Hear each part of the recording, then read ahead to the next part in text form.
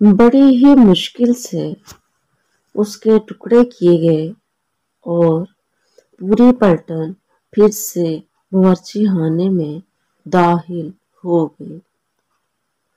मैं चूंकि सबसे बड़ी थी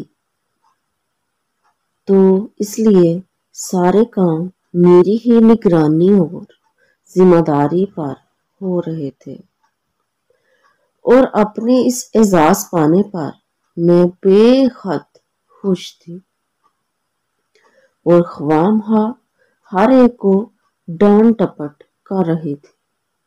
बहरहाल जनाब, मैंने बूट के टुकड़े एक बर्तन में साफ पानी लेकर खूब धोए और पहले इन्हें अलग से तल लिया। अब बार बार देखती हूँ कम बहुत जरा भी नहीं गलते। खैर, मैंने भी समझ लिया कि चावलों को जब दम पे रखेंगे तब बाप में गल जाएंगे। एक बार ऐसे ही तो सब्जी पुलाव पकाते हुए गाजरें जरा कच्ची रह गई थी तो फिर वो चावलों के साथ बाप में गल गई थी। बूट पुलाव के साथ खाने को मैंने दही का एहतमाम भी कर लिया, क्योंकि आप तो जानते हैं पुलाव तो बगैर दही के बिल्कुल ही बेमजा और बेकार चीज बन जाता है।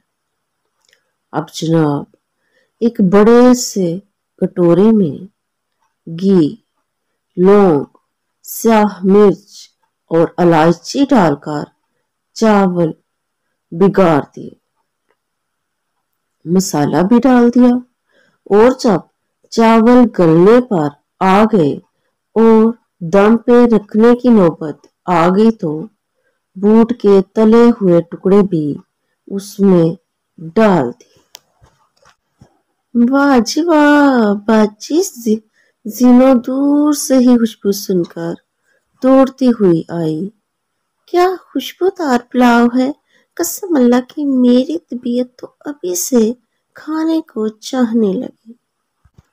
चुन्नू बाई ऊपर से गुजरे तो उन्होंने भी यही बात दोहराई।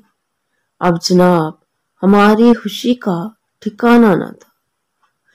चौक के सारे काम हमारी लीडरशिप में हो रहे थे, इसलिए दस्तरखान बिछाने का एहतमाम भी हमने ही कर दिया। हमारे सुगड़ापे पर चूंकि मीठा न होने से खरफ आता था, इसलिए हमने फौरन किचन का रुख किया और पिंकी के पीने के लिए जो दिन भर का दूध रखा था उसको उठाकर खीर बना दी।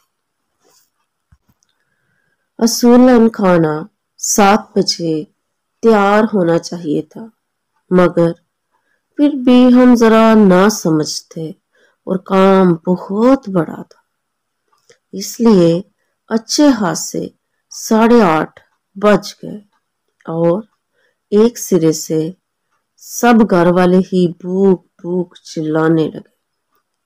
चलिए भाई, हमने किसी न किसी तरह जल्दी जल्दी दस्तरखान लगाया, बड़े ही सलीके से खाना चुना और सब मेहमानों को खाने के कमरे में चलने की दावत दी।